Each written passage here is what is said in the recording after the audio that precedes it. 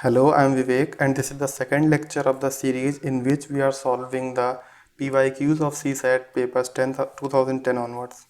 Okay, so coming to the first question, each person's performance compared with all other persons is to be done to rank them subjectively. How many comparisons are needed in total if there are 11 person? ठीक है, तो हमें क्या करना है, 11 लोग हैं, उनकी परफॉर्मेंस को कंपेयर करना है, मतलब हर एक पर्सन की परफॉर्मेंस को हर एक पर्सन से कंपेयर करना है in order to rank them. ठीक है, हर एक की हर एक से कंपेयर करेंगे तभी रैंक कर सकते हैं, राइट। तो हमने लास्ट सेशन में एक प्रॉब्लम सिमिलर से देखी थी कि 14 टीम्स हैं, उनमें से हमें उनके मैचेस कराने थे। यहाँ पे क्या करना है, कंपैरिजन कराना है, मतलब कुछ भी कराना है। फाइनली ये समझ आ रहा होगा कि हमें पहले उनको सेलेक्ट करना है, उसमें भी हर एक टीम का हर एक टीम से मैच कराना था, इसमें भी हर एक पर्सन का हर एक पर्सन से कंपैरिजन कराना है। बस ये था, इतना डिफरेंस था कि उसमें टीम पहले सेलेक्ट करेंगे, देन मैच होगा, देन कंपेयर करेंगे कौन सी टीम बेटर है। इसमें ऑलरेडी हमें स्कोर पता है, बस हमें उनको सेलेक्ट करना है। बट पता है कि नहीं पता है पहले से, अभी मैच कराएगा है ना, तो वो सब इमटेरियल है। क्योंकि एक टीम अगर दो टीम को सेलेक्ट कर लिया तो उनके बीच में एक ही मैच होना था। यहाँ पे भी सेम है कि अगर दो पर्सन को सेलेक्ट कर लिया तो कंपैरिजन एक ही होगा ना। For example A and B दो डिफरेंट लोग हैं, इनको हमने अगर सेलेक्ट कर लिया एक पर्टिकुलर सिलेक्शन में, तो इनके बीच में एक ही कंपैरिजन होगा, सेलेक्ट करके कंपेयर कर दिया, खत्म। ये तो है नहीं कि अब ए एंड बी को 5 तरह से कंपेयर कर सकते हैं, राइट। तो जैसे मान लीजिए कुछ और भी लिया, ए एंड डी, ये कोई दूसरा सिलेक्शन है, इसके बीच में भी एक ही कंपैरिजन होगा। तो हम ये समझ आ रहा है कि टोटल नंबर ऑफ कंपैरिजंस निकालना है, that will be same as the number of ways in which हम 11 में से दो लोग को सेलेक्ट कर लें। तो हमने लास्ट क्लास में ये पढ़ा था, ये होता है 11C2, NCR होता था ना, R होता था कितने सेलेक्ट करने एक टाइम पे, N होता था टोटल।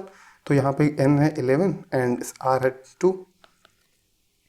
ठीक है, तो 11C2 कितना हुआ, 11 फैक्टोरियल बाई 9 फैक्टोरियल 2 फैक्टोरियल। ये क्या होता था, NCR, N factorial by N minus R factorial into R factorial.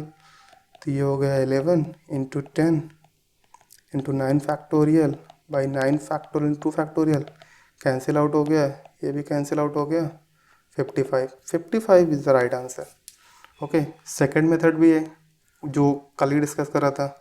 मान लेते हैं सबसे पहला हमने जिसको सेलेक्ट करा उसका नाम है ए।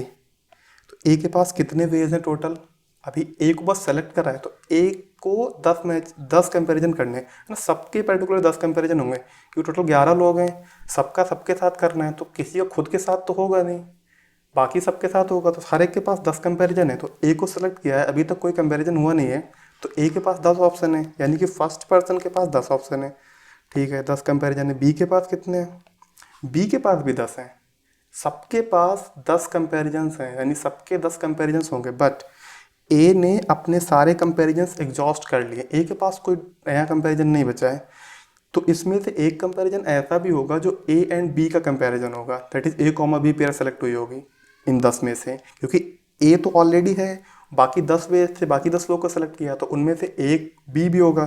तो ए कॉमा बी सेलेक्ट नहीं कर सकते एंड बी तो ऑलरेडी खुद आ गया है, तो अभी कितने बचे, 9, राइट। 9 का समझ आ रहा होगा 9 क्यों बच रहे हैं यहाँ पे, क्योंकि ए कॉमा बी ऑलरेडी आ चुका है, ए के सारे एग्जॉस्ट हो चुके हैं, तो इसके पास बचे 9। सी के पास भी 10 हैं, but A comma C and B comma C already included हैं, तो बाकी सब इंक्लूड करने हैं, तो बचेगा 8, ऐसे करते करते 1। तो अभी हमें टोटल वेज क्या निकल हो जाएगा, इसका सम हो जाएगा सिंपली 8, ऐसे करते करते 1। अब ये होता है n इंटू एन प्लस 1/2, है ना। ये फॉर्मूला कल देखा था, ए पी जब करेंगे तो इस फॉर्मूले को भी देख लेंगे, बट ठीक है, कल देखा था इतना फॉर्मूला। तो ये कितना हो जाएगा, 11 इंटू 10/2, 55 आ जाएगा, सॉरी, है ना, 55। या ये फॉर्मूला नहीं भी याद है कोई बात नहीं, आप इसको सम कर लीजिए 1 to 10 तब भी सही है। ओके, आप एक चीज़ और देख लीजिए, दैट इज़ 11C2 जैसे लिखा था हमने, तो ये 11 factorial by 9 factorial into 2 factorial था। इसको हमने किया था 11 into 10 into 9 factorial by 2 factorial 9 factorial, ये कट किया, ये ऐसे 55 आया था, राइट। हम ये भी कर सकते थे कि 11C2 लिखा है तो नीचे क्या आएगा, 2 फैक्टोरियल, मतलब 9 फैक्टोरियल भी आएगा, बट अभी आप ऐसे सुनिए, 2 नीचे है तो नीचे 2 फैक्टोरियल लिख दीजिए। 2 फैक्टोरियल कितना हुआ, 2 इंटू 1। नीचे कितने नंबर्स आए, दो नंबर्स का मल्टीप्लिकेशन, ऊपर भी दो नंबर्स का मल्टीप्लिकेशन कर दीजिए, 11 इंटू 10। स्टार्ट कहाँ से करेंगे? ऑब्वियसली n से करेंगे। कितने नंबर्स तक जाएंगे? जितने नंबर्स नीचे हैं। नीचे कितने नंबर्स आएंगे? जितना r है। r यहाँ पे कितना है? r2 है। ठीक है, ऐसे भी आप याद रख सकते हैं कि r यहाँ पे 2 है, तो बस जितना r होगा उतने नंबर्स ऊपर नीचे मल्टीप्लाई करने हैं। बट अब स्टार्ट कहाँ से करना है? ऑब्वियसली नीचे ऊपर n फैक्टोरियल वाले से स्टार्ट करेंगे, नीचे r फैक्टोरियल आ रहा था, तो ऊपर n से स्टार्ट करेंगे, नीचे r से स्टार्ट करेंगे। फॉर एग्जाम्पल हमें 11c3 निकालना है। 11 इंटू 10 इंटू 9/3 इंटू 2 इंटू 1। तो जितना ये r लिखा है उतने नंबर्स नीचे मल्टीप्लाई कर दीजिए और उतने ही ऊपर मल्टीप्लाई भी कर दीजिए। बट ऊपर स्टार्ट कहाँ से होगा? 11 से होगा। क्यों होगा? ये आपको हमने बेसिक ही बता ही दिया, यहाँ से आएगा। राइट, ये यहाँ से आएगा। आप कहीं भी पुट करके देख लीजिए, वो सेम आंसर आएगा। ठीक है, बट ये कब काम करता है? ये जब मतलब काम हमेशा ही कर जाएगा, बट ये कब यूज़फुल है? जब 3 काफ़ी कम हो, सॉरी जब r काफ़ी छोटा हो। जैसे अभी ये होता है 11c9, तो हम 9 ऊपर मल्टीप्लाई करें, 9 नीचे मल्टीप्लाई करें, है ना, उससे अच्छा है तो हम यही लिख के कर लेते हैं जैसे नॉर्मली करते थे, 11 फैक्टोरियल बाई 9 फैक्टोरियल 2 फैक्टोरियल। वो कम से कम थोड़ा इससे तो काफ़ी छोटा हो जाता है। बट यहाँ पे एक और फॉर्मूला होता है जो कि आप लोग ध्यान रखिएगा, N C N minus R equals to N C R. For example n को अगर हम लेते हैं 11 एंड r को लेते हैं 2, तो 11c 11 minus 2 equals to 11c2, that is 11c9 equals to 11c2। ठीक है, तो ये वाले केस में हम क्या कर सकते हैं, 11c9 will be same as 11c2 and 11c2 को लिखना आसान है, 11 इंटू 10/2 इंटू 1 55। राइट, तो ये फॉर्मूला ध्यान रखिएगा, ये काम आ सकता है जब भी n जो है काफ़ी बड़ा हो, n के काफ़ी सॉरी r काफ़ी बड़ा हो, यानी कि n के क्लोजेस्ट हो, तो n माइनस आर निकाल लीजिए। Right, and N C R को N C N minus R कर दीजिए, तो आपका थोड़ा सा कैलकुलेशन स्मॉल हो जाएगी। r खुद ही में अगर छोटा है तो ठीक है, जैसे अगर 16c2 पहले ही लिखा है तो इसको स्मॉल करने की जरूरत नहीं ना, स्मॉल कर नहीं सकते, 16c14 हो जाएगा। बट अगर ऐसे लिखा है 16c12, हाँ तो इसको 16c4 कर सकते हैं। राइट, तो या तो इनके क्लोज है तो स्मॉल आएगा, या तो खुद ही स्मॉल है तो स्मॉल आएगा। अभी जैसे मान लीजिए ऐसा लिखा होता कि 16c8, तो ये तो 16c8 ही होगा ना, या लिखा होता 16c7, 16c9 आता, तो अभी 9 को 7 में कन्वर्ट करके उतना भी कुछ खास फ़ायदा नहीं है, तो यहाँ पे उतना काम नहीं करेगा। बट जो केस मैंने बताया, या तो n के क्लोज हो या तो स्मॉल है तो ऑलरेडी स्मॉल है, n के क्लोज है तो भी स्मॉल कर सकते हैं, वहाँ पे आप यूज़ कर लीजिएगा। ठीक है, नेक्स्ट क्वेश्चन पे आते हैं। A man fills a basket with eggs in such a way that the number of the eggs added on each successive day is same as the number of the eggs already present in the basket. This way the basket gets completely filled in 24 days. After how many days the basket was 1/4 full? ठीक है, तो एक आदमी क्या करता है कि एक बास्केट है जिसमें एग्स हैं, कुछ एग्स हैं, तो वो डेली उसमें कुछ ना कुछ एग्स डालता है। तो एक पर्टिकुलर डे पे वो कितने और एग्स डालेगा will be the same as already basket में कितने एग्स हैं। राइट, ये क्लियर हो गया, यानी कि हर दिन एग्स का नंबर वो डबल कर देता है। जैसे मान लीजिए फॉर एग्जांपल, है ना, 5th डे पे 10 एग्स हैं, 5th डे के स्टार्ट में 10 एग्स हैं, तो 5th डे पे 10 और डाल देगा वो, तो 5th डे के एंड में कितने हो जाएंगे? 20 एग्स। तो 6th डे के स्टार्ट में 20 एग्स हैं उसके पास, तो 6th डे में वो और 20 डाल देगा, 40 हो जाएंगे, यानी कि कंजिक्यूटिव डेज पे नंबर ऑफ एग्स डबल हो जाएंगे। सो हमें क्या पूछा गया है, 1/4 फुल कब होता है ये पूछा गया है, एंड हमें ये दिया हुआ है कि फुल कब होता है। तो वैसे तो आप लोगों ने अब तक आंसर निकाल ही लिया होगा, बट ठीक है अगर करते हैं तो मान लीजिए एक्स डेज में 1/4 है, एक्स डे में 1/4 है, एक्स प्लस 1 डे के एंड में कितना हो जाएगा? एक्स डे में मतलब एक्स डे के एंड में, है ना, एक्स डे के स्टार्ट में तो 1/8 होगा वो। राइट, एक्स डे के स्टार्ट में 1/8 होगा, तभी एक्स डे के एंड में 1/4 है। इसने बोला है कि 24 डेज में फिल होता है, मतलब ऑब्वियसली वो 24 डेज में जो एक्स डाले हैं उसको इंक्लूड करके बोल रहा है। राइट, तो एक्स प्लस 1 डेज के एंड में कितना होगा? 1/4 plus 1/4, right, half. Right, half full हो जाएगा। x प्लस 1 डेज में हाफ है, तो x प्लस 2 डेज में कितना हो जाएगा, half plus half equal to full. और हमें क्या दिया हुआ है, 24 डेज में फुल होता है, तो x plus 2 equals to 24, x equals to 22। हमें पूछा यही गया था, लाइक हमने x माना था कि 1/4 फुल होने वाले डे का नंबर, कि कितने डेज में 1/4 फुल होता है। हमसे क्वेश्चन में ये पूछा गया था कि आफ्टर हाउ मेनी डेज है ना 1/4 फुल हो जाएगा, तो this will be 22। Okay, the difference between the simple interest received from the two banks on ₹500 for 2 years is 2.50। What is the difference between the rates. ठीक है, तो पहले हम थोड़ा सिंपल इंटरेस्ट का कॉन्सेप्ट देख लेते हैं।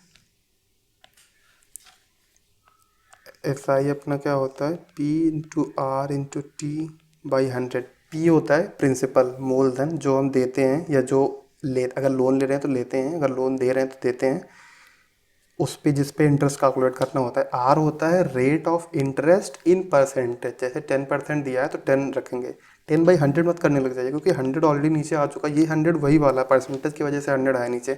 एंड टी होता है टाइम जिसके लिए हम इंटरेस्ट कैलकुलेट कर रहे होते हैं। ठीक, राइट। तो अभी हम अगर लिखें कि अमाउंट कितना होगा, अमाउंट जो हमें देना पड़ेगा, तो अब इंटरेस्ट तो देना ही है, साथ में प्रिंसिपल भी वापस करना पड़ेगा ना। अगर मान लीजिए किसी ने 1,000 रुपये दिए 10% इंटरेस्ट रेट के हिसाब से, तो 1 साल बाद कितना हो जाएगा उसका, 1,000 इंटू 10 इंटू 1/100 है ना, 100 रुपये इंटरेस्ट हो जाएगा। बट हमें उसको वापस कितना करना पड़ेगा, अगर 1 साल के लिए दिया है तो 1,000, ये वाले भी तो वापस करने पड़ेंगे इंटरेस्ट, इंटरेस्ट के साथ। तो इंटरेस्ट 100 है, प्रिंसिपल है 1,000, तो हमें 1100 वापस करने पड़ेंगे, यानी दोनों का सम है ना। तो बस यही है, पी प्लस एस आई, ये प्रिंसिपल है, सिंपल इंटरेस्ट है। तो हमारा अमाउंट ये होगा टोटल, जो हम है ना जितना लायबल हो गया, जितना हमें उसको वापस करना पड़ेगा। ठीक है, तो अभी लोग क्या करते हैं, ये भी याद रखते हैं, जैसे पी हो गया, यहाँ से अगर हम पी निकालें तो कितना आएगा, एस आई इंटू 100, 100 को ऊपर भेज दिया, आर और टी को नीचे ले आइए, आर टी पी आ गया। ऐसे आर के लिए भी कर सकते हैं, एस आई इंटू 100/PT, मतलब ऐसे करके अपन टी भी निकाल सकते हैं, बट उसका कोई यूज़ नहीं है, आप देख रहे होंगे है ना। तो ये क्रॉस मल्टीप्लाई तो आप कर ही लोगे, इधर उधर भेजना है, तो आप यही फॉर्मूला बस एक याद रखिएगा एस आई का। एंड अमाउंट कितना होता है, ये तो पूरा फील आ रही होगी कि हाँ यही होगा है ना, ये तो ठीक है। तो ये दोनों फॉर्मूले याद रखिएगा। अभी हम जब एक बार सी आई वाला का कोई प्रॉब्लम आएगी, फिर हम सी आई का पूरा कॉन्सेप्ट कर लेंगे एक बार, फिर एस आई से सी आई के बहुत सारे रिलेशन है, तो वो तब डिस्कस करेंगे, अभी नहीं कर रहे हैं, अभी वाला प्रॉब्लम सॉल्व करते हैं। राइट, अभी क्या है difference between the two simple interest received from the two banks on 500 rupees for 2 years is 2.50। What is the difference between their rates. ठीक है, तो हमें दो एस आई के बीच में, SI1 माइनस SI2 के बीच में दिया हुआ 2.50 का डिफरेंस है। SI1 कितना हो जाएगा, P1R1 into T1/100 minus P2R2T2/100। अब P1 P2 क्या है, 500 है, दोनों केस में 500 रुपीज़ दे रहे हैं। टाइम कितना है, between simple interest for 2 years, हाँ ये 2 years टाइम है। 500 रुपये 2 साल के लिए दिए गए हैं, दो डिफरेंट इंटरेस्ट रेट्स पे, उनके बीच तो एफ आई जो उससे आता है उनके बीच का डिफरेंस गिवन है हमें। तो हमें बस R1 R2 नहीं पता है, बाकी T1 T2 पता है। T1 T2 is what 2 years and P1 P2 is what, like P1 and P2 दोनों ही 500 हैं, एंड T1 एंड T2 दोनों 2 years हैं, एंड SI1 माइनस SI2 2.50 है। ठीक है, तो वैल्यू पुट कर देते हैं, 500, R1 नहीं पता है अपने को, 2/100 माइनस P2 भी, R2 नहीं पता अपने को, 2/100, ये 2.50 आ रहा है, इसको फाइनली लिख सकते हैं हम 1000 R1 minus R2/100 2.50। Right, cut कर देते हैं 10, तो R1 माइनस R2 कितना हो जाएगा, 10 नीचे चला जाएगा इधर, 0.25, 2.5/10 2.25 होगा बेसिकली। तो 0.25% का डिफरेंस होगा दोनों के इंटरेस्ट रेट्स में, तभी उतना हमारे 2.50 का डिफरेंस आएगा एस आई में। Right, a candidate attempted 12 questions and secured full marks in all of them if he obtained 60% in the test and all the questions carried equal marks, then what is the number of questions in the test. ठीक है, candidate है, उसने 12 question attempt किए हैं, 12 questions में सब में उसको फुल मार्क्स मिले हैं, इससे उसके टेस्ट में टोटल मार्क्स जो थे उसका 60% आ गया है, तो हमें ये बताना है कि टोटल क्वेश्चंस कितने थे। देखिए अभी इसमें ये नहीं दिया हुआ है कि एक क्वेश्चन कितने मार्क्स का था, बट यहाँ पे ये एकदम इमटेरियल है कि कितने भी मार्क्स का हो। 1 मार्क्स का मान लीजिए आप, है ना, वाई मार्क्स का मान लीजिए, एक्स मार्क्स का मान लीजिए, 100 मार्क्स का मान लीजिए, कुछ भी मान लीजिए, अल्टीमेटली उससे फ़र्क नहीं पड़ेगा क्योंकि वो अभी इक्वेशन के दोनों साइड आएगा तो कैंसिल आउट हो जाएगा।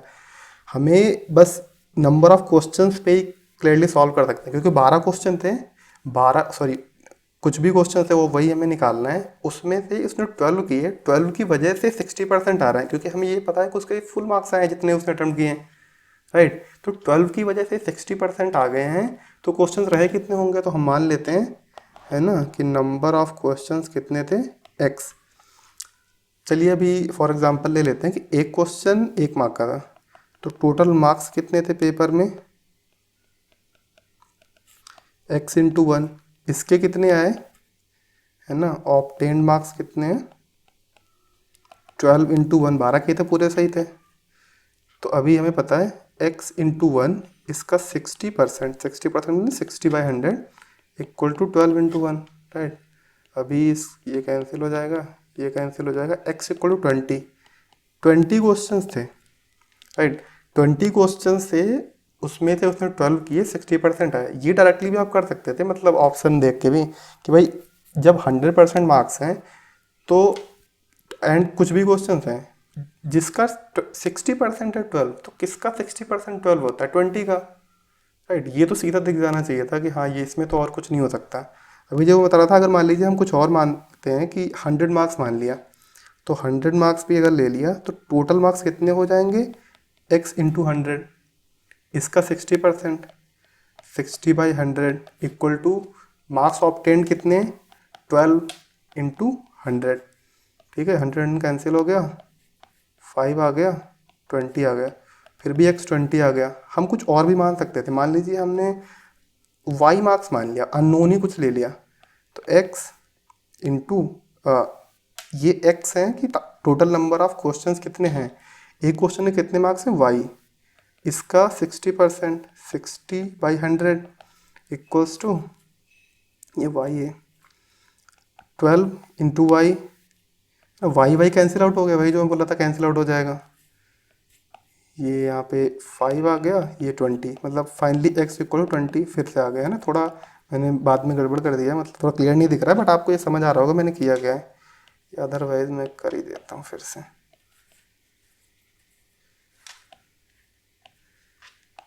ओके, तो मान लीजिए x क्वेश्चन है टोटल, हमने माना एक क्वेश्चन y मार्क्स का है, तो x into Y total marks obtained हुए, उसका 60%, 60/10 इक्वल्स टू 12 क्वेश्चन किए, एक क्वेश्चन 1 मार्क का है, ये मार्क्स ऑब्टेन्ड है 12 इंटू वाई, सॉरी हाँ y मार्क का है, 12 इंटू वाई मार्क्स ऑब्टेन्ड है, and x into Y total marks हैं, x and into Y total marks जो है उसका 60% है 12 इंटू वाई, तो वाई वाई कैंसिल आउट हो गया, है ना।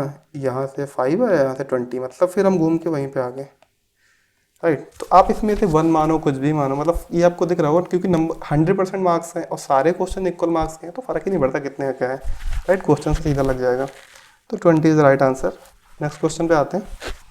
Okay, a contract on the construction job specifies a penalty for delay in the completion of the work beyond a certain date is as follows. ठीक है, अभी एक contract है, उसमें कुछ पेनल्टीज हैं डिले के लिए, तो वो क्या है, 200 for the first day, 250 for the second day, 300 for the third day, ऐसे करते करते, हाँ ओके ठीक है, 200 फर्स्ट डे के लिए, 300 सेकेंड डे के लिए, 350 थर्ड डे के लिए, और 250 सॉरी 200 फर्स्ट डे के लिए, 250 सेकेंड डे के लिए, 300 थर्ड डे के लिए, ऐसे करते करते 50 रुपीज़ पर डे बढ़ रहा है ना। ये भी यहाँ पे दिया हुआ है कि 50 रुपीज़ पर डे बढ़ रहा है, आपको एग्जाम्पल से भी दिख रहा होगा इन तीनों में कि 50 रुपीज़ पर डे बढ़ रहा है।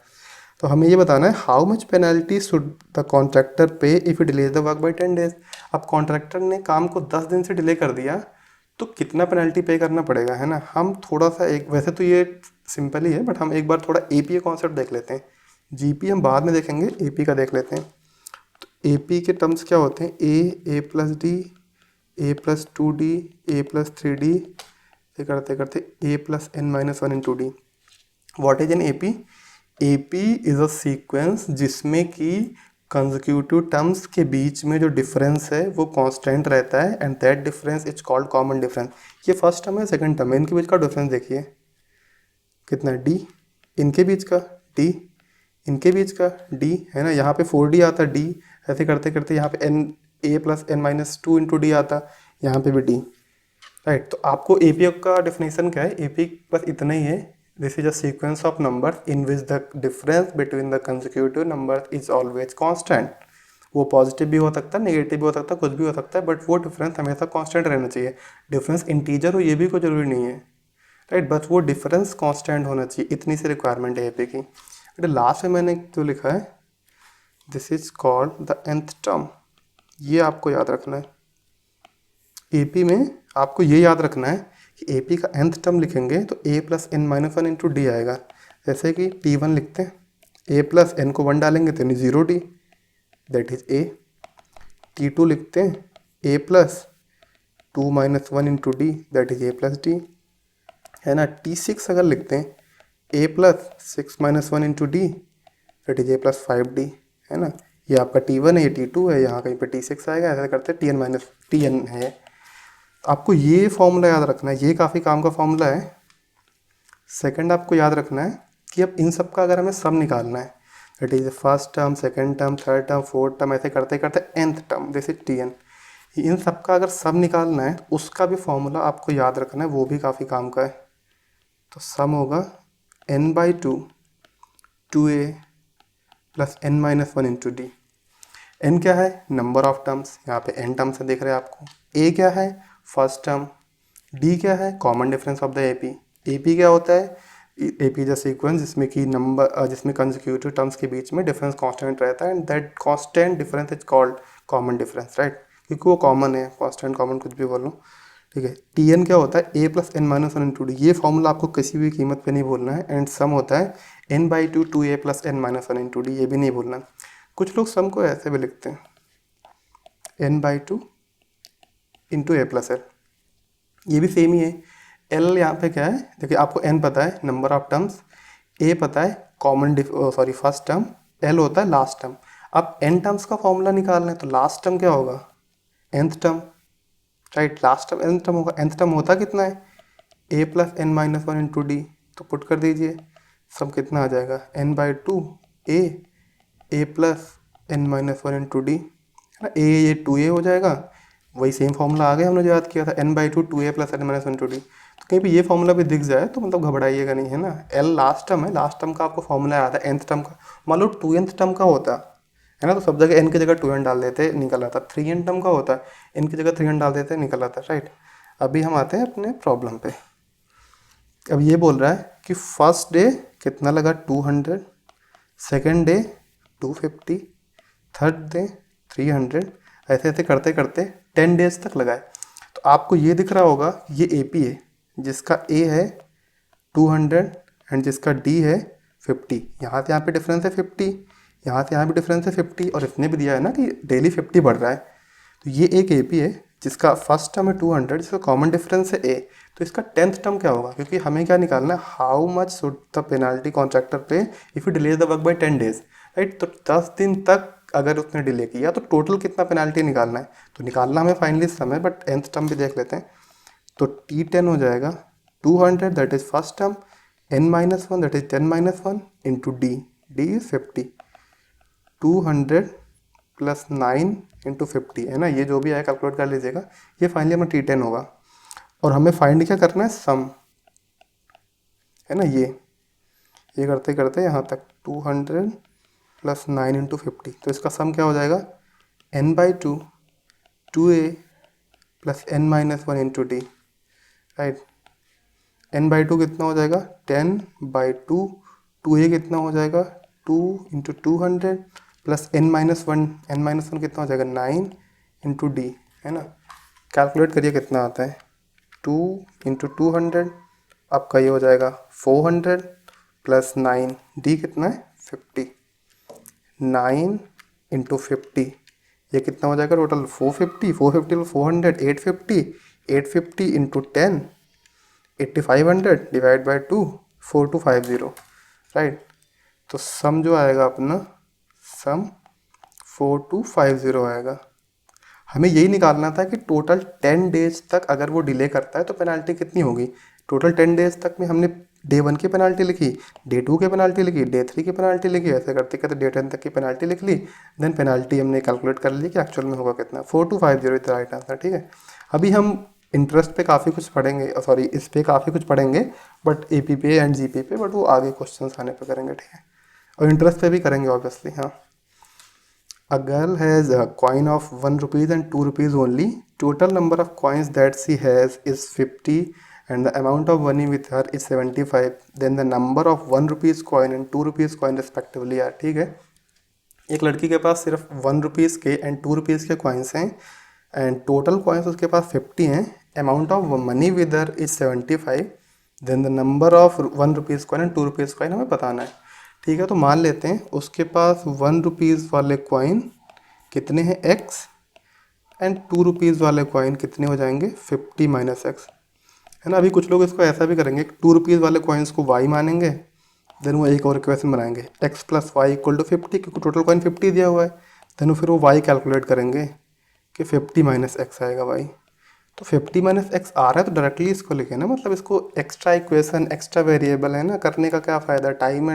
टाइम और एनर्जी का वेस्ट ही है और स्पेस का भी है। ठीक है, तो हमारे पास ये पता चल गया 1 रुपये वाले एक्स कॉइन्स हैं एंड 2 रुपीज़ वाले 50 एक्स माइनस एक्स कॉइन्स है, ये हमने अज्यूम करा है। ठीक है, तो अभी हमें एक कंडीशन दी हुई थी, ये हमने यूज़ कर लिया। वो दूसरी कंडीशन ये दी हुई है, कौन सी यूज़ कर ली कि भाई x प्लस वाई 50 है, x प्लस वाई मतलब 1 रुपीज़ और 2 रुपीज़ वाले कॉइन्स 50 हैं। ये एक कंडीशन दी थी, ये हमने यूज़ कर लिया। अब हमें दूसरी कंडीशन चाहिए, क्योंकि एक कंडीशन से सॉल्व नहीं हो सकता है। दूसरी कंडीशन क्या है कि एक्चुअली दो वेरिएबल्स हैं, है ना। 1 रुपीज़ वाला कॉइन एक वेरिएबल है, 2 रुपीज़ वाला कॉइन दूसरा वेरिएबल है।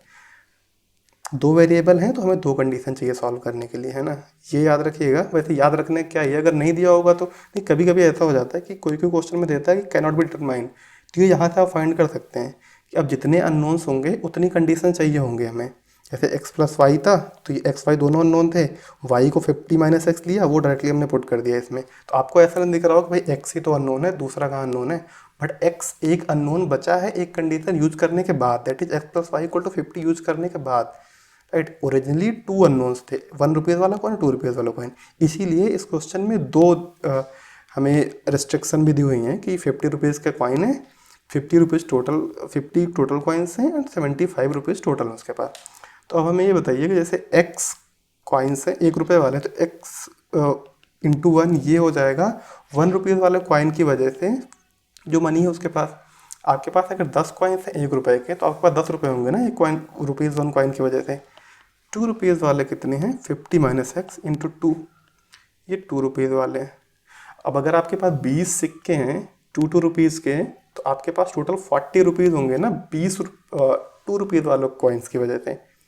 राइट, तो आपने 1 रुपीज़ वाले कॉइन्स के वजह से लिख लिया कितना उसके आपके पास मनी है, 2 रुपीज़ वाले कॉइन की वजह से भी लिख दिया 50 माइनस एक्स इंटू 2 कितना मनी है। टोटल मनी कितना है, 75 रुपीज़ उसके पास। That is X into 100 minus 2x equal to 75। Right, ये इक्वेशन बन गई। 100 minus X equal to 75, X equal to 25। X हमने क्या माना था, 1 रुपीज़ वाले कॉइन, तो 1 रुपये वाले कॉइन 25 है। 2 रुपये वाले कॉइन कितने हैं उसके पास, 2 रुपये वाले कॉइन कितने थे, 50 माइनस एक्स, 50 माइनस 25, वो भी 25 आ गए। ये 2 रुपये वाले कॉइन्स हैं उसके पास।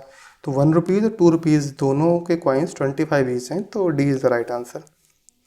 3 persons start walking towards together with their steps measure 40 centimeter, 42 centimeter and 45 centimeter. What is the minimum distance each should walk so that each can cover the same distance in complete steps? ठीक है, 3 लोग हैं A B C for example, तो ये steps, इनके step का size है 40 centimetre, 42 centimetre, 45 centimetre, है ना। ये लोग चल रहे हैं पैदल, तो हमें ये बताना है कि कितनी डिस्टेंस के बाद, यानी कितनी मिनिमम डिस्टेंस के बाद ऐसा होगा कि इन्होंने टोटल सेम डिस्टेंस कवर कर रही होगी। मतलब जैसे अभी ए चलेगा 40, 80, 120 एट्सेट्रा, है ना, n टाइम्स 40 ऐसा कुछ रहेगा। ये बी चलेगा 42, 84, 126 एट्सेट्रा, है ना, m टाइम्स कुछ 42 ऐसे चलता जाएगा। सी कैसे चलेगा 45, 90, 135 है ना, कुछ r टाइम 45 चलेगा। तो हमें बस ये पूछ रहा है, ये बता दो कब n into 40, m into 42, r into 45 equal होंगे। मतलब कब ऐसा होगा कि जो जैसे ये 40 का मल्टीपल जा रहा है, 42 का मल्टीपल जा रहा है, ये 45 का मल्टीपल जा रहा है, कब ऐसा होगा कि इनका कोई कॉमन मल्टीपल आएगा, राइट। तो हमने पढ़ा था एलसीएम। एलसीएम क्या होता है? Least common multiple. मतलब अगर 2, 3, 4 कोई भी कुछ भी नंबर्स दिए हैं तो उनमें जो लीस्ट कॉमन मल्टीपल होता है उसको एलसीएम बोलते हैं। यहाँ पे भी वही निकालना है, 40 का भी मल्टीपल हो, 42 का भी मल्टीपल हो एंड 45 का भी मल्टीपल हो, तीनों का हो तो मल्टीपल भी हो गया। कॉमन भी होना चाहिए बिकॉज तीनों का हो, एंड मिनिमम होना चाहिए क्योंकि मिनिमम डिस्टेंस से पूछा है। लीस्ट होना चाहिए, तो लीस्ट कॉमन मल्टीपल ही निकालना है। तो एलसीएम जैसे निकालते थे वैसे निकाल लेते हैं, बचपन में जैसे करते थे। 40, 42, 45, 2 से डिवाइड कर दीजिए, 20, 21, 45। तो एलसीएम वैसे सभी को आता होगा बट फिर भी थोड़ा सा बता दे रहा हूँ। हमने तीनों जो नंबर्स का एलसीएम निकालना है ना, इस फैशन में लिख लिया था। हम स्टार्ट करते हैं प्राइम नंबर से, देखना कि कौन से प्राइम नंबर्स इसके फैक्टर हैं। तो प्राइम नंबर्स कौन से हैं? 2, 3, 5, 7 है ना, 11 ऐसे करके प्राइम नंबर्स हैं। प्राइम नंबर पूरे कभी और डिस्कस करेंगे बट ये इनिशियल प्राइम नंबर थे, उसमें से मोस्टली मिल जाता है एलसीएम का। ठीक है, तो हमने देखा 2 के फैक्टर है, हाँ ठीक है, 40 में है, 42 में भी है, 45 में नहीं है। तो हम देखते हैं किसी एक में भी है तो 2 तो आएगा ही आएगा क्योंकि मल्टीपल होना है सबका, तो कोई छोड़ नहीं सकते, राइट। तो 2 यहाँ भी एक बार फिर से 2 से डिवाइड कर दिया, 10, 21, 45, फिर से 2 से डिवाइड कर दिया, 5, 21, 45। देन अब 2 से डिवाइड नहीं होगा। नेक्स्ट नंबर क्या है? Prime number 3। 3 से डिवाइड करेंगे 5, 7, 15। 3 का फैक्टर दिख रहा था इसलिए डिवाइड कर दिया। 3 नहीं होता तो हम नेक्स्ट 5 पे जाके चेक करते। 4 कोई प्राइम नंबर नहीं, राइट। 4 का जो होता वो 2 में कवर हो जाता है, इसलिए सिर्फ प्राइम नंबर का चेक करते हैं क्योंकि हम एकदम लोअर से स्टार्ट करते हैं। तो अगर कोई कंपोजिट नंबर होगा, कंपोजिट मतलब a इंटू बी के टर्म्स में लिखा जा सकता है, जहाँ कि a भी एक इंटीजर है, b भी एक इंटीजर है, तो वो ऑलरेडी कवर हो चुका होगा, है ना, कंपोजिट नंबर। इसीलिए हम सिर्फ प्राइम नंबर से फोकस करते हैं इसमें एलसीएम निकालते टाइम। ठीक है, 3 लिया हमने, 521 लिया है। देन अभी अगेन एक बार 3 से और जाएगा, 7, ये 5, सिर्फ 3 से नहीं जाएगा, 4 से जाएगा, 4 से नहीं जाएगा सॉरी, 5 से जाएगा क्योंकि 4 ऑलरेडी कवर हो चुका है 2 में। 5, 1, 7, 1, 7 से जाएगा 1, 7, 1। तो हमें एलसीएम क्या हो जाएगा? 2 into 2 into 2 into 3 into 3 into 5 into 7, ये कितना आ जाएगा? ये आ जाएगा अपना 2520, राइट। 2520 अपना आंसर है। तो एक बार चेक करते हैं क्या दिया था। हाँ, अब 1 मीटर में कितने सेंटीमीटर होते हैं? 100। तो 2520, 2500 प्लस 20, 2500 सेंटीमीटर कितना हो जाएगा? 25 मीटर प्लस 20 सेंटीमीटर। अब इसको ऐसे भी लिख सकते थे 25.20 मीटर, 2520 सेंटीमीटर, या 25 मीटर एंड 20 सेंटीमीटर, है ना, एक ही बात है। तो ये आ गया। हाँ, एलसीएम में हम अगर करना चाहें थोड़ा सा ये कर सकते हैं, मतलब क्योंकि मैं चाह रहा हूँ कि आप बहुत इसके लिए भी कोई नेक्स्ट फॉर्मूला ये सब याद करने की ज़रूरत नहीं है। इतना टाइम तो होता है एग्जाम में कि इसको निकाल लेंगे आराम से। जैसे ये 40 था, 42 था, 45 था, तो हम क्या करते थे कि हम देखते थे कि इनिशियली स्टार्ट करते थे, लोवेस्ट प्राइम नंबर थे, lowest prime number is 2, 1 prime number नहीं है, 2 है ना, 1 के सभी फैक्टर्स होते हैं। तो हम 2 से स्टार्ट करते थे, 2, 3, 5, 7 ऐसे करते जाते थे, जिसके फैक्टर जिसका एक भी फैक्टर मिलता था उससे डिवाइड कर देते थे, राइट। तो हमें एक भी फैक्टर वाला लॉजिक थोड़ा और यूज कर सकते हैं अच्छे से। जैसे 40, अभी 2 की बात करें तो 40 में 2 के कितने फैक्टर्स हैं? 8 इंटू 5, 8 इंटू 5 होता है 40, 8 हो गया 2 to the power 3, 2 to the power 3। 42 में 2 इंटू 21, 2 इंटू 1 यानी कि 2 टू द पावर 1 ही है सिर्फ। 2 इंटू 21 है ना, 2 मतलब 2 टू द पावर 1। 45 में कितने फैक्टर्स हैं? 0 फैक्टर्स हैं। 2 to the power 0, 2 to the power 0 मतलब 1, 0 मतलब 1 नहीं, 2 टू द पावर 0 मतलब 1, राइट। तो हमें यहाँ पे 0 पावर मिली, यहाँ पे 1 पावर मिली, यहाँ पे 3 पावर मिली। और हमें अभी भी देखा था कि एक भी अगर आता है, एक भी नंबर में कोई नंबर इंक्लूडेड है, कोई प्राइम इंक्लूडेड है, तो उससे हम डिवाइड करते थे। तो इसमें 2 टू द पावर 3 इंक्लूडेड है, इसमें 2 टू द पावर 1 इंक्लूडेड है, इसमें 2 टू द पावर 0 इंक्लूडेड है। तो मैक्सिमम पावर कहाँ इन्वॉल्व है? यहाँ पे। तो अब 2 टू द पावर 3 है तो अल्टीमेटली हम 3 बार 2 से डिवाइड तो करेंगे ही, तो हम क्या करते हैं, एक बार में डिवाइड कर देते हैं कि सारे 2 वाले फैक्टर ख़त्म कर देते हैं, है ना। तो एक बार में डिवाइड करेंगे तो 2 से 2 टू द पावर 3 डिवाइड करके 5 बचेगा, इसको यहाँ पे 21 बचेगा, यहाँ 45 बचेगा। अब देखिए हमने इसको 8 से डिवाइड किया, इसको 2 से करा, इसको किसी से नहीं करा, या 1 से करा, ऐसे कर लीजिए, क्योंकि यहाँ पे 2 टू द पावर 0 ही था, यहाँ पे 2 टू द पावर 1 था, यहाँ पे 2 टू द पावर 3 था, तो जितनी पावर्स थी 2 की सारी निकाल लेंगे। अगर हम मैक्सिमम वाले पावर से डिवाइड कर रहे हैं तो मैक्सिमम 2 टू द पावर 3 है, इससे अगर डिवाइड कर रहे हैं तो इससे इतना 2 टू द पावर 3 या 2 टू द पावर 3 से कम जितनी भी पावर्स हैं किसी भी नंबर में सारी खत्म हो जाएंगी। क्यों खत्म हो जाएंगी वो हमने पहले ही देखा था, क्योंकि अलग अलग डिवाइड करते एक बार में सारे, ये 42 डिवाइड होता फर्स्ट टाइम में, सेकंड टाइम में सिर्फ 40 डिवाइड होता, थर्ड टाइम में भी सिर्फ 40 डिवाइड होता, राइट। तो हुआ वही बेसिकली वही, बट हमने 4 स्टेप के बजाय इसको 1 स्टेप में लिख दिया। सेम काम हम 3 के साथ करते हैं। यहाँ पे 3 की पावर 0 है, यहाँ पे 3 की पावर 1 है, यहाँ पे 3 की पावर 2 है। 3 की पावर 2 इज वॉट 9, है ना। 45 होता है, 45 क्या होता है 5 इंटू 9, तो 3 to the power 9 is 3 to the power 2, तो 3 टू द पावर 2 यहाँ पे, 3 टू द पावर 1 यहाँ पे, एंड 3 टू द पावर 0 5 में। तो हम 3 टू द पावर 2 से डिवाइड कर देते हैं, यहाँ बचा 5, यहाँ बचा 7, यहाँ भी आ गया 5। देन 4 से करेंगे नहीं, क्योंकि 4 तो कंपोजिट नंबर है, 5 से डिवाइड कर दिया 1 7 5 1, क्योंकि हमें दिख रहा था 5 की पावर 1 ही है, मतलब 25 तो कहीं था नहीं 25 का मल्टीपल।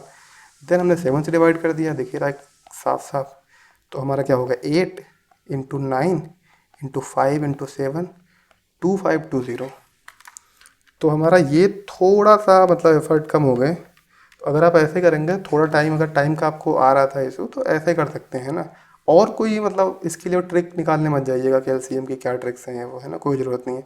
और कुछ होगा तो हम आगे डिस्कस करते रहेंगे, क्योंकि हम पीवाईक्यूज़ कर रहे हैं, तो पीवाईक्यू सारे कवर कर लिया, रिलेटेड भी थोड़ा कर लिया, तो उससे ज़्यादा नहीं, मतलब आसपास ही पूछते हैं, ठीक है। तो नेक्स्ट पे आते हैं, इसका आंसर मैं टिक कर दिया था 45। Next, A student on her first 3 tests received an average score of n points. If she exceeds her previous average score by 20 points on her fourth test, then what is the average score for the first 4 tests? ठीक है, एक student है, उसके first 3 test में average score n points हैं, तो first 3 test में score कितना आया टोटल? फर्स्ट 3 टेस्ट में स्कोर कितना आया?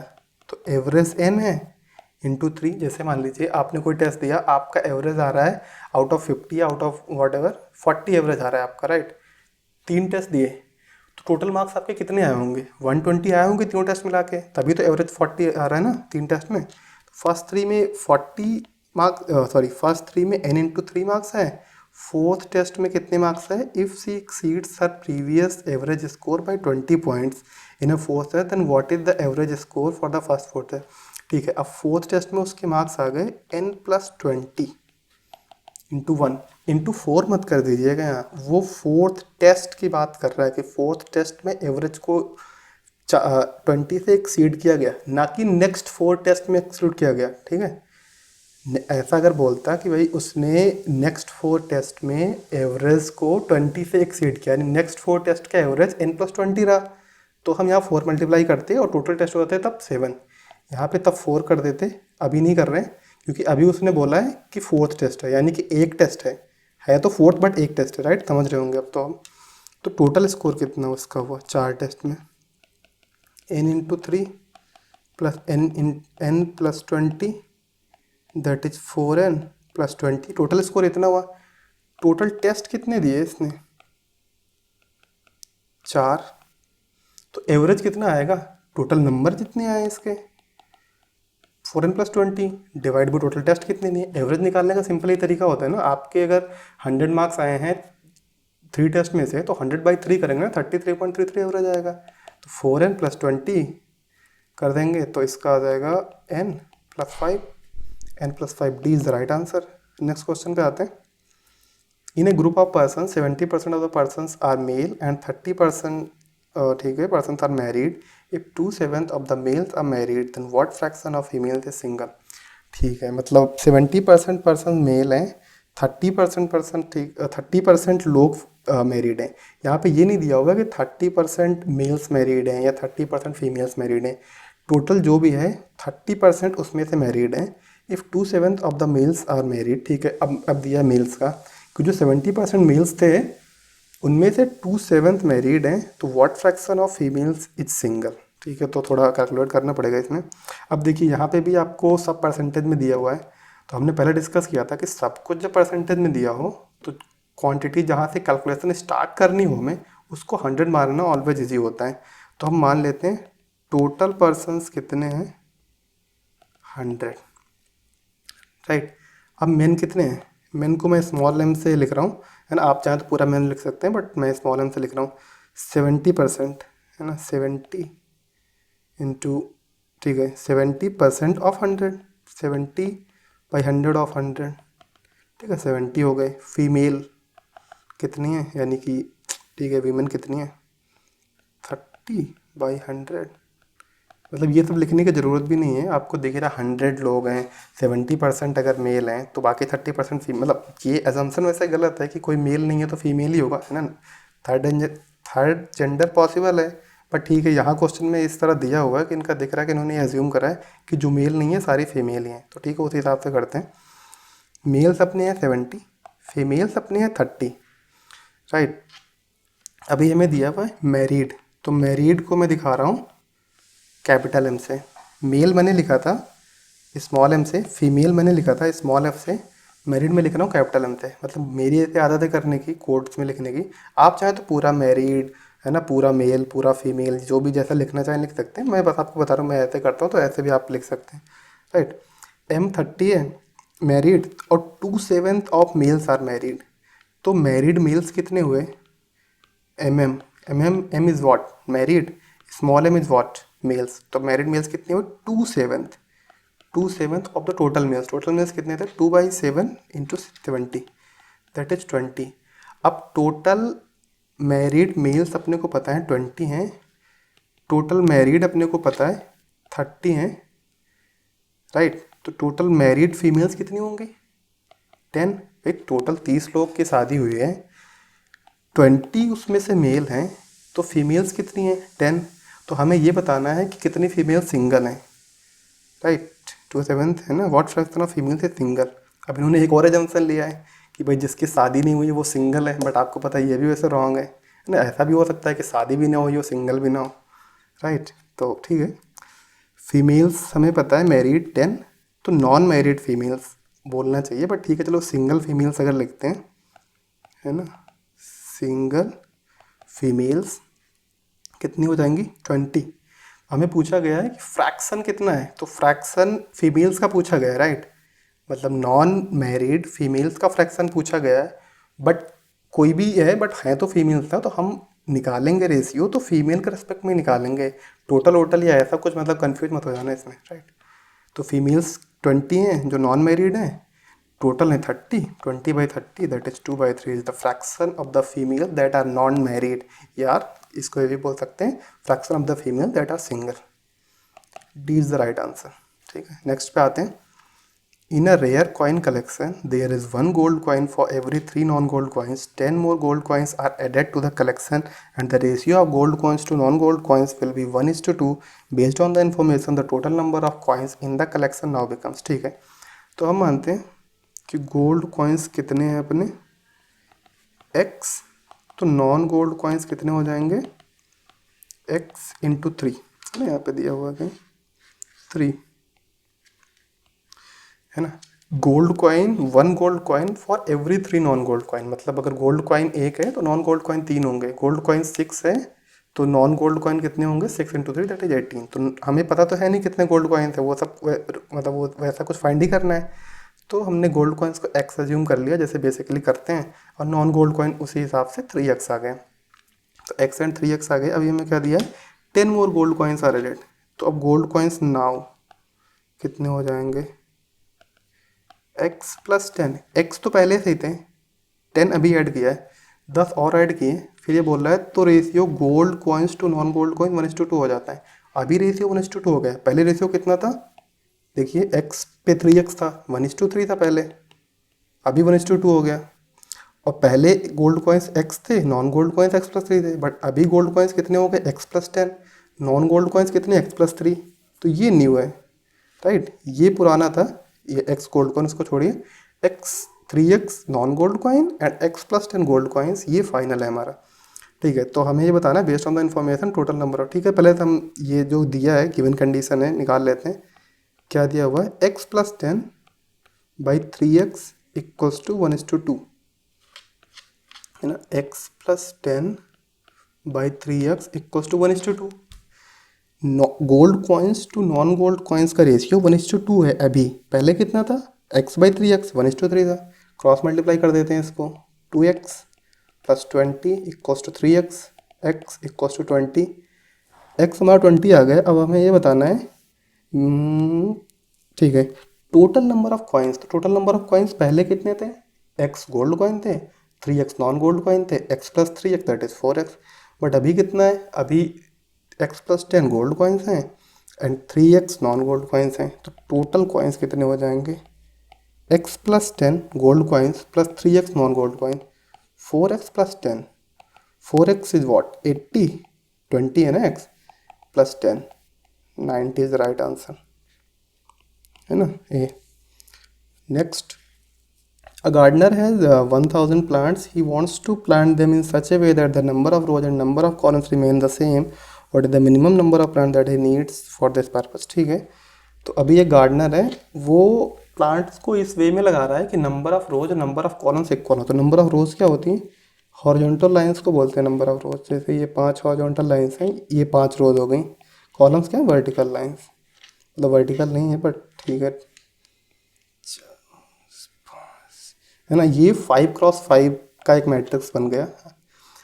तो 5 रोज और 5 कॉलम्स हैं। यहाँ पे पेड़ लगा रहा है वो, यहाँ पे मैं डॉट बना रहा हूँ, यहाँ पे इसने प्लांटेशन किया है। मतलब अगर आप बॉक्सेस देखोगे तो ये 4x4 का मैट्रिक्स बनेगा क्योंकि 5 लाइन्स हैं। बट हमें क्या है कि हर एक इस पे हमने अज्यूम किया है कि हर एक लाइन पे लगा रहा है जितने भी क्रॉस हैं। तो आपको दिख जाएगा 5 क्रॉसेस हैं, राइट। तो 5x5 उस हिसाब से मैंने बोला था। तो अभी आप देखिए कि अगर मान लेते हैं कि उसने 5x5 पे लगाया है तो कितने पेड़ हो गए, 1 2 3 4 5, 5 प्लांट्स हो गए एक रो में। कितनी रोज हैं, 1 2 3 4 5। तो कितने प्लांट्स हो गया, 5 × 5 है ना 25। ऐसे काउंट करते हैं कि एक कॉलम में कितने लगा रहा है वो, 1 2 3 4 5, 5 कॉलम में लगा रहा है। अब कॉलम्स हैं कितने, 1 2 3 4 5, मतलब 5 एक कॉलम में लगा रहा है और 5 कॉलम्स हैं। तो कितने प्लांट्स हो गए, 5 × 5 25, राइट। अगर वो 6x6 का लेता, मैंने 6 लाइंस वर्टिकल 6 लाइंस हॉरिजॉन्टल है ना। ये आप देखिए वर्टिकल लाइंस को कॉलम बोलते हैं, हॉरिजॉन्टल लाइंस को रो बोलते हैं। अगर हम ऐसे जा रहे हैं ऐसे, तो हम फर्स्ट रो में हैं बट कॉलम्स हमने सारे क्रॉस किए। अगर हम ऐसे आ रहे हैं ऐसे, तो हम सेकेंड कॉलम में हैं बट हमने रोज सारी क्रॉस कर दी, राइट। तो ये आपको क्लियर हो रहा होगा कि कॉलम्स होती तो वर्टिकल लाइंस हैं बट अगर हमें कॉलम्स को क्रॉस करना है तो हॉरिजॉन्टली चलना पड़ता है। रोज होती तो वर्टिकल लाइंस, रोज होती तो हॉरिजॉन्टल लाइंस हैं बट रोज को क्रॉस करना है तो वर्टिकल चलना पड़ेगा। वैसे भी आप देख लीजिए, आप अगर जिस चीज़ के पैरेलल चलेंगे है ना, आपकी कोई पैरेलल रोड है उस पर चलेंगे तो उसको क्रॉस नहीं कर पाएंगे ना। आपके परपेंडिकुलर रोड है, जैसे आप जा रहे हैं, मान लीजिए क्रॉसिंग कोई पड़ गई है ना ट्रेन का, तो आप उसको क्रॉस कर जाएंगे क्योंकि वो आपके परपेंडिकुलर है। आपके पैरेलल होती तो आपके साथ चलते रहते बगल में, राइट। तो पैरेलल वाले को तो क्रॉस नहीं करेंगे, ठीक है। मतलब ये सब साइड इन्फॉर्मेशन है। मेन अपना ये है कि ये कोई ना कोई परफेक्ट स्क्वायर आएगा, number of rose number of columns equal हैं। तो ये क्या बोल रहा है, इसके पास 1000 प्लांट्स हैं, इसको ये 1000 तो लगाने ही हैं, थोड़े से ये और अरेंज कर सकता है बट वो मिनिमम होने चाहिए। What is the minimum number of plant that he needs more for this purpose. तो 1000 तो इसको लगाने ही हैं बट कुछ और भी अरेंज कर सकता है अगर रिक्वायरमेंट हुई, बट वो मिनिमम होना चाहिए। तो हमें वो बताना है वो कितने हैं। अब ये 1000 है तो 1000 ही क्यों नहीं लगा सकता, राइट। वो इसलिए नहीं लगा सकता क्योंकि आपने देखा कि जो भी नंबर है वो परफेक्ट स्क्वायर होगा। 1000 अगर परफेक्ट स्क्वायर होता तो शायद ये क्वेश्चन आया ही नहीं होता, ये यहाँ पे एक कोई ऑप्शन होता 0, बट 1000 एक परफेक्ट स्क्वायर है नहीं। तो इसलिए यहाँ पे हमें पता करना पड़ेगा कि नेक्स्ट परफेक्ट स्क्वायर कौन सा है। हमें ऐसा परफेक्ट स्क्वायर निकालना है जो 1000 से थोड़ा सा बड़ा हो, मतलब 1000 से बड़ा होना चाहिए। 1000 से बड़े हज़ारों लाखों करोड़ों परफेक्ट स्क्वायर होंगे, राइट। इन्फिनिटी तक नंबर जाता है है ना, इन्फिनिटी सिंबल है, infinity is not a number that can not be achieved, but infinity को टेंड करता है, मतलब infinity is use to denote कि मतलब बहुत बड़ा है, इतना बड़ा है कि किसी भी चीज़ से थोड़ा सा बड़ा है, राइट।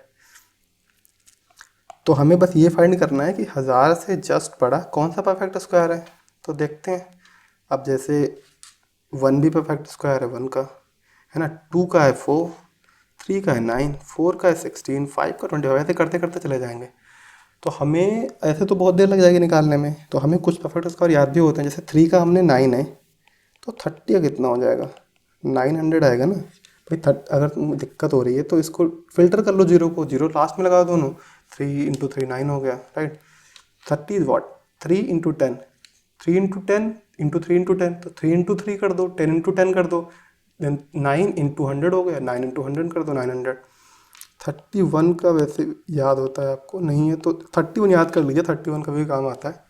तो 31 का हो गया 961 एंड 32 का हो गया 1024, राइट। 32 का 1024 हो गया, तो हमें मिल गया, क्योंकि 32 से कम कौन सा नंबर था, 31 था, उसका स्क्वायर क्या था, 1000 से कम था। उसके बाद 31 के बाद कौन सा नेक्स्ट नंबर आया, नेचुरल नंबर 32 आया, क्योंकि प्लांट्स का नंबर तो नेचुरल नंबर ही कुछ आएगा, ये थोड़ी बोल देंगे कि 10.276 प्लांट्स लगा रहा है, राइट। 30 होगा, 31 होगा, 32 होगा, 50 होगा, 90 कुछ भी होगा, बट एक नेचुरल नंबर आएगा प्लांट्स। तो हमें ये पता चल गया कि 1024 नेक्स्ट परफेक्ट स्क्वायर है that is greater than 1000 but that is least. Greater than 1000 बहुत होंगे, 33 का होगा, 34 का होगा, 90, 100, 10,000, 10 करोड़ का परफेक्ट स्क्वायर होगा, हर एक का परफेक्ट स्क्वायर 1000 से बड़ा होगा। बट 32 का जो परफेक्ट स्क्वायर है दैट इज 1024, वो उनमें लीस्ट है। तो हमें यही फाइंड करना था कि मिनिमम कितना है, तो वो कितना आ रहा है 1024। क्वेश्चन क्या था अपना, हाँ, हमें मिनिमम फाइंड करना था। तो 1024 चाहिए टोटल प्लांट्स अपने को, अगर हमें परफेक्ट स्क्वायर के टर्म्स में लगाना है ऐसे कि number of rose number of columns equal हो। 1000 अपने पास है, राइट, तो 24 और चाहिए होगा, 24 इज द राइट आंसर, है ना। बाकी जैसे ये 1024 32 का स्क्वायर था, ये आपको वैसे याद भी होगा। एक KB में कितनी बाइट्स होती हैं, 1024। एक MB में कितने KB होते हैं, 1024। एक GB में कितना MB होता है, 1024, राइट। जैसे वैसे सुनिए, के का मतलब क्या होता है, KG का, कि किलो का मतलब, KG नहीं सॉरी, किलो का क्या मतलब होता है, किलो मतलब होता है जो भी यूनिट है उसका 1000 टाइम्स, है ना। 1 किलोलीटर में 1000 लीटर होता है, 1 किलोमीटर में 1000 मीटर होता है, 1 किलोग्राम में 1000 ग्राम होता है, राइट। तो किलो का 1000 से आता है। वैसे हम मेगा पे चले जाएं अगर, तो मेगा में 1000 किलोज होते हैं, गीगा में 1000 मेगास होते हैं। बट यहाँ पे क्या होता है, यहाँ पे अगर हम इनका निकालते हैं MB, GB और KB का, तो ये 1000 ना होके 1024 होता है। रीज़न बीइंग कि ये बाइनरी सिस्टम पे वर्क करता है। तो बाइनरी सिस्टम में सब कुछ दो नंबर्स होते हैं, 1 एंड 0। तो ये 2 के टर्म्स, 2 की पावर के टर्म्स में चलता है, 2 की power 2, 2 to the power 3, 2 to the power इतना इतना ऐसा चलता रहता है। आपको पता होगा बाइनरी सिस्टम में बेस भी 2 होता है, राइट। तो अब 2 टू द पावर जो 10 आता है वो होता है 1024। ये जानने का कोई भी ज़रूरत नहीं है, मतलब मैं बस इतना बता रहा हूँ इसलिए क्योंकि आपको ये 1024 का नंबर याद होगा। आपको कभी बचपन में कन्फ्यूज़न आया होगा कि 1024 होता है, क्यों होता है, जैसे भी है। मतलब अगर आपको इससे रिटेंशन में कुछ हेल्प मिले तो सही है, बाकी 32 का square is nothing to remember, मतलब आराम से ही हो जाएगा, है ना, उसमें कुछ है नहीं ऐसा, ठीक है। ये हो गया। नेक्स्ट पे आते हैं। A sum of 700 has is to be use to give 7 cash prizes to the students of a school for the overall academic performance. If each prize is ₹20 less than its preceding prize, what is the least value of the prize. ठीक है, ये थोड़ा आपको दिख रहा होगा कि कुछ AP से रिलेटेड सा कॉन्सेप्ट है, राइट, एंड है भी। तो हम देखते हैं इसमें हमें क्या करना है, टोटल मनी कितना है, 700। मान लीजिए फर्स्ट पर्सन को कैश प्राइज, हाँ, हमें 7 लोग को कैश प्राइजेस देने, एंड नेक्स्ट वजह से हमने किसी को दिया कुछ समथिंग X दिया, तो नेक्स्ट वाले को कितना होगा, X+20। नेक्स्ट वाले को उसके कितना होगा, X-20 एंड X-40 होगा, क्योंकि नेक्स्ट वाला पहले वाले से 20 लेस मिल रहा है उसको, राइट। तो वो मिलता है भी ऑर्डर में, वही फर्स्ट वाले को ज़्यादा देंगे, सेकंड को कम देंगे, जो ज़्यादा मार्क्स लाया उसको ज़्यादा मिलेगा, ठीक है, तो हम अज्यूम करते हैं कि फर्स्ट वाले को x मिला, सेकंड वाले को x-20 मिला, थर्ड वाले को x-40 मिला। ऐसे करते करते 7 लोग को प्राइजेस दिए हैं, तो लास्ट टर्म क्या होगा, x-6 इंटू 20, राइट। ये आपको क्लियर हो रहा होगा 6 कहाँ से आया। यहाँ पे ये भी एक AP है जिसका A है अपना x एंड D इज़ -20, है ना। मैंने बोला था D प्लस माइनस कुछ भी हो सकता है, यहाँ पे D -20 है। तो अब इसमें अगर फॉर्मूले में पुट करें तो अपना TN क्या होता था, TN होता था A plus n-1 into D. तो अब हम n को अगर 1 डाल देते हैं, T1 अपना x आ जाएगा, T2 x-20, T3 इतना, और हमें पता है 7 लोग को देना है, n-1 आता है, राइट, ये n-1। तो अगर 7th है तो यहाँ पे 6 आएगा, तो x-6 ठीक है। अब हमें क्या दिया हुआ है, इन सब का जो सम है x-20, x-40, x-6 इंटू 20, इनका सम है 700, क्योंकि टोटल मनी 700 है, उसी में से हमें प्राइजेस डिस्ट्रीब्यूट करने। तो बस, है ना, हमें AP का सम लगाना है, सीधे सी बात है, n/2 2a plus n-1 into D, right,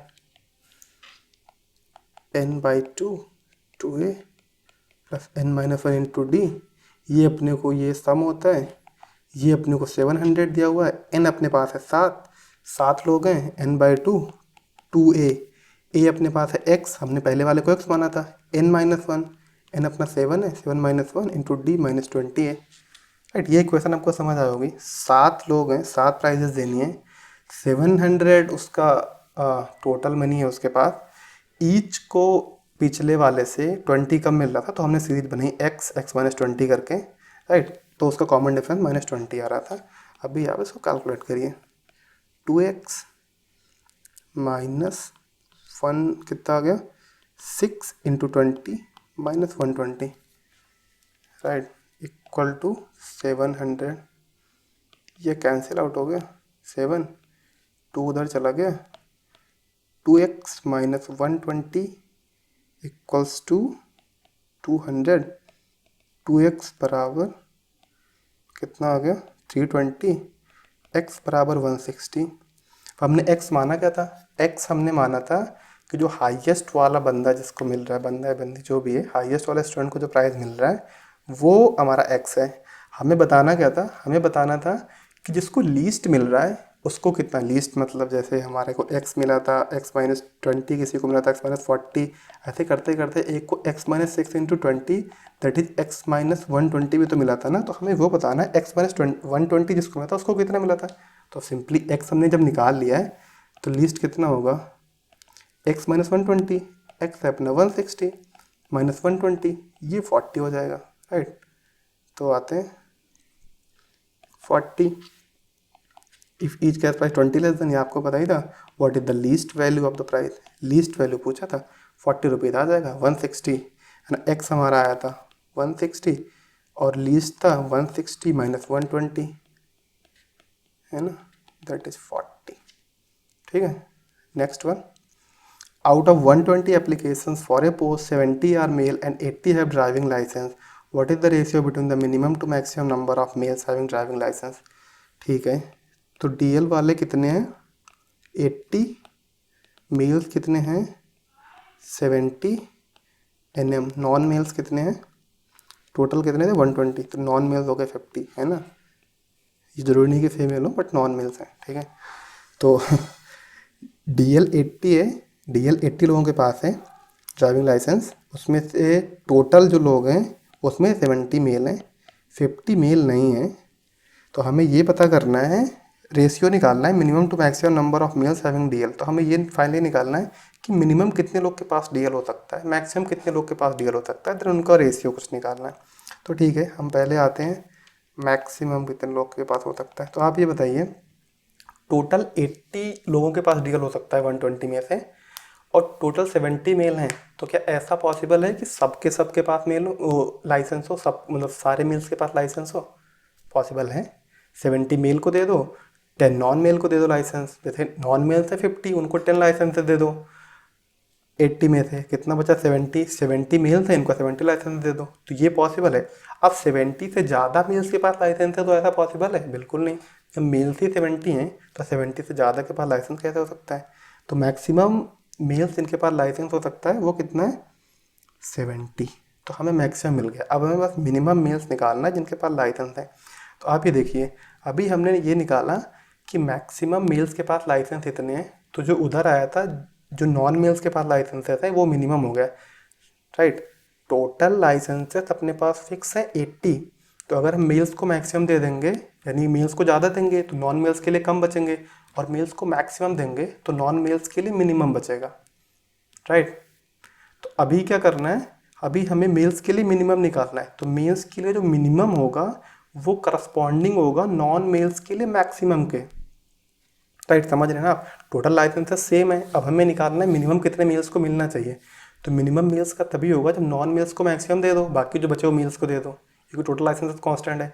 तो हम नॉन मेल्स को मैक्सिमम कितना दे सकते हैं, नॉन मेल्स को मैक्सिमम हम दे सकते हैं, क्योंकि नॉन मेल्स मैक्सिमम है कितनी 50, एंड टोटल लाइसेंसेस कितने 80। तो 50 सबको दे सकते हैं।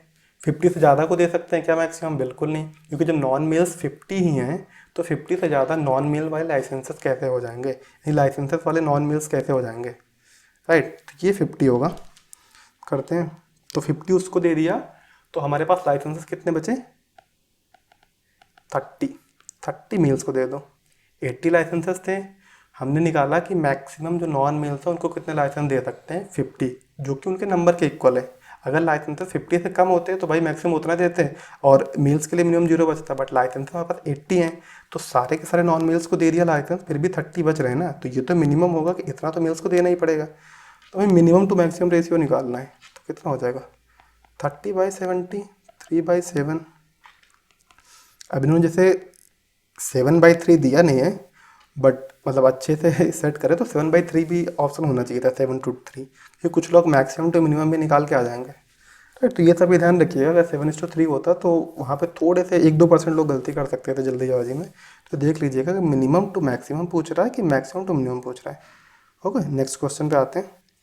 In a garrison, there was food for 1,000 soldiers for a month. After 10 days, 10 more soldiers joined the garrison. How long would the soldiers be able to carry on with the remaining food? ठीक है, garrison में अपने पास 1,000 soldiers के लिए 1 month का food है।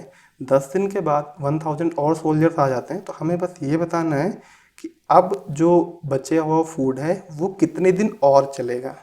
ठीक है, तो अच्छा ये बताइए आप, जैसे मान लीजिए 10 सोल्जर्स हैं, वो एक दिन में जितना फूड कंज्यूम करेंगे, 1 सोल्जर 10 डेज में उतना कंज्यूम करेगा, राइट। अब 10 लोग एक दिन में जितना खाना खाएंगे उतना 10 लोग एक दिन में खा लेंगे। भाई इससे कोई फ़र्क नहीं होगा ना, अगर हम लोगों को 10 टाइम कर रहे हैं या फूड को 10 टाइम्स कर रहे हैं, या ऐसे लीजिए कि एक अब 2 जन हैं या 2 सोल्जर्स हैं, वो 15 डेज में जितना फूड खाएंगे वो 30 सोल्जर्स एक दिन में खा लेंगे, एंड एक सोल्जर 30 डेज में खा लेगा। उस वही 2 सोल्जर्स 15 दिन में खा लेंगे, 15 सोल्जर 2 दिन में खा लेंगे। लाइक अगर हम नंबर ऑफ डेज और नंबर ऑफ सोल्जर्स को n टाइम्स कर रहे हैं, तो नंबर ऑफ जो फूड यूनिट्स रिक्वायर्ड है वो भी n टाइम्स होंगे, है ना। इसमें कोई भी डिफरेंस नहीं है कि हम सोल्जर्स को n टाइम्स कर रहे हैं या हम टाइम ड्यूरेशन को n टाइम्स कर रहे हैं, राइट। ये हमने देख लिया। तो हम मानते हैं कि एक सोल्जर एक दिन में 1 यूनिट फूड कंज्यूम करेगा। तो टोटल फूड कितना है इनके पास इनिशियली?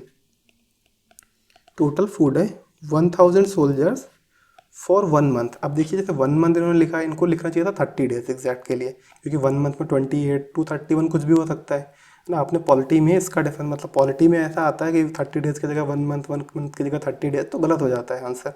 बट यहाँ पे इन्होंने ऐसा करा, थोड़ा बड़ा करते हैं, बट हाँ, क्योंकि इन्होंने सब कुछ आंसर देखिए डेज में दिया है, तो ऐसा अगर कभी आ ही जाए कि भाई 1 मंथ ही दिया है, तो बहुत ज़्यादा ऑब्वियस है कि हमें 30 डेज ही एज्यूम करना है। तो इनके पास टोटल 30,000 यूनिट्स ऑफ फूड था, ठीक है।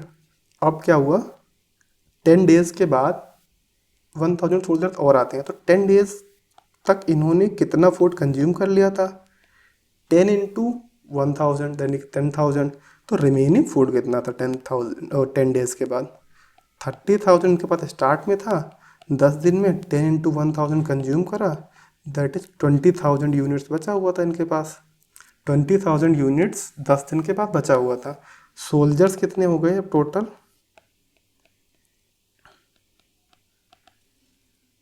1,000 पहले से थे, 1,000 और आए, 2,000 हो गए। अब कितने दिन फूड चलेगा, टोटल कितना यूनिट फूड है 20,000, सोल्जर्स कितने 2,000, 10 डेज और चलेगा 20,000 देख 2,000 सोल्जर्स हैं तो एक दिन में कितना खाएंगे 2,000 यूनिट, दूसरे दिन 2 दिन में कितना खाएंगे 4,000 यूनिट, ऐसे ऐसे खाएंगे। तो अब टोटल इनके पास 20,000 यूनिट ही फूड है, तो 20/2000 यानी कि 10 डेज चलेगा इनका फूड। अभी इसने पूछा है how long would the soldiers be able to carry on with the remaining food. ये थोड़ा इंपॉर्टेंट है यहाँ पे रिमेनिंग फूड से। अगर इसने पूछा होता कि टोटल कितने दिन फूड चलेगा, तो टोटल कितने दिन चलेगा 10 दिन, 1,000 सोल्जर्स ने खाया, 10 दिन 2,000 सोल्जर्स ने खाया, टोटल 20 डेज चलता। बट इन्होंने पूछा रिमेनिंग फूड पे कितने दिन चलेगा, तो रिमेनिंग फूड पे 10 डेज ही चलेगा। 10 डेज तो पहले वो 1,000 सोल्जर्स ने खाया उसको ये काउंट नहीं कर रहा है, बोल रहा रिमेनिंग जो फूड था 10 दिन के बाद उस पर कितना आएगा, तो ये 10 डेज। तो यहाँ पे यही बस इंपॉर्टेंट था कि रिमेनिंग फूड पे पूछा है ना कि टोटल पे, क्योंकि 20 भी ऑप्शन में दिया हुआ है ना, कुछ कोई लोग इसको ही मार के आते हैं आंसर में, ठीक है, तो ये ध्यान रखिएगा।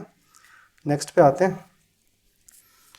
The tank full petrol in Arun's motorcycle lasts for 10 days. If he starts using 20% more every day, how many days will the tank full petrol last? ठीक है, अभी इसमें देखिए फिर ये नहीं दिया हुआ है कि एक दिन में कितना लीटर पेट्रोल लगता है, और उनको जहाँ भी नहीं दिया हुआ है वहाँ पे आप समझ जाया करिए कि वो इमेटीरियल है, या तो वो निकालना होगा तो आपको क्वेश्चन में दिखेगा, या तो वो इमेटीरियल है, क्योंकि इसने जो दिया है इंक्रीज वो परसेंटेज में दिया है। वो इंक्रीज अगर लीटर में देता तो इसको बताना पड़ता कि हाँ भाई एक दिन में कितना लीटर लग रहा है, बट उसने वो इंक्रीज परसेंटेज में दिया है। दूसरा जो इसने डेटा दिया है वो दिया है कि भाई दिन कितने दिन, और पूछा है वो दिन, तो आप दिन से दिन में परसेंटेज का चेंज निकाल सकते हैं, राइट।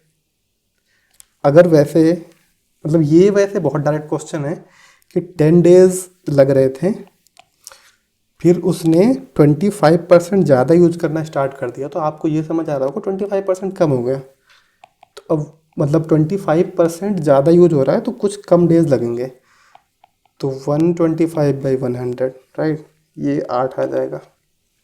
मतलब ये बहुत डायरेक्ट है, ये वैसे भी अगर आप एकदम अच्छे से करना चाहें कि ठीक है फर्स्ट टाइम कर रहे हैं ऐसा कुछ, तो मान लेते हैं कि एक दिन में 1 लीटर पेट्रोल पर डे लगता है, राइट। तो टोटल पेट्रोल कितना था लगता है 10 दिन में, 10 × 1 10 लीटर। अभी उसने क्या करा है, अभी वो एक दिन में कितना यूज कर रहा है 125/100, भाई 25% इंक्रीज का मतलब क्या होता है 125/100 ही होता है ना, अरे 1 + 25/100 यही करेंगे, राइट। तो 125/100 इतना लीटर पर डे यूज होता है। तो मान लेते हैं कि x दिन लगेंगे टोटल ख़त्म करने में, तो x × 125/100 ये कितना होगा, जितना इनिशियली लगता था 10 दिन में, 10 दिन में कितना लगता था 10 लीटर, तो आप बस यहाँ से भी निकाल लीजिए, x = 8 आ जाएगा भाई, ठीक है। तो ये बहुत डायरेक्ट था कि आपको बस सीधा दिख रहा है कि भाई 25% ज़्यादा यूज हो रहा है तो डेज सीधा 25% कम होंगे। अब अगर आप यहाँ पे 1 लीटर पर डे ना मान के y लीटर पर डे मानते तो यहाँ पे भी y आता, यहाँ पे भी y आता और वो कैंसिल हो जाता। ये अभी एक प्रॉब्लम है, हम देख चुके हैं, y मानो 100 मानो 10 मानो कुछ भी मानो, मतलब फ़र्क नहीं पड़ता, वो कट जाएगा अल्टीमेटली। तो 1 मानने का मतलब है वो पहले से ही कटा हुआ है, राइट, उसको काटने की ज़रूरत नहीं है, ठीक है। तो अब हमारा ये फाइन मतलब इसमें अगर किसी को डाउट है तो कमेंट कर देना, बाकी इसमें कुछ है नहीं, डायरेक्टली आप ऐसे ही करिए, है ना। 10/125/100 है ना, ये क्वेश्चन मतलब होना चाहिए 5 सेकंड में, है ना, मतलब 10 सेकंड में हो जाना चाहिए, कुछ है नहीं, मतलब देखते ही लगना चाहिए, क्योंकि इसने डेटा वैसा दिया है ना 100 125 है ना, तो 8 10 आपको यही सब रेशियो मतलब याद होते हैं सब नंबर्स, ठीक है। So that's all for today, है ना, see you in the next lecture.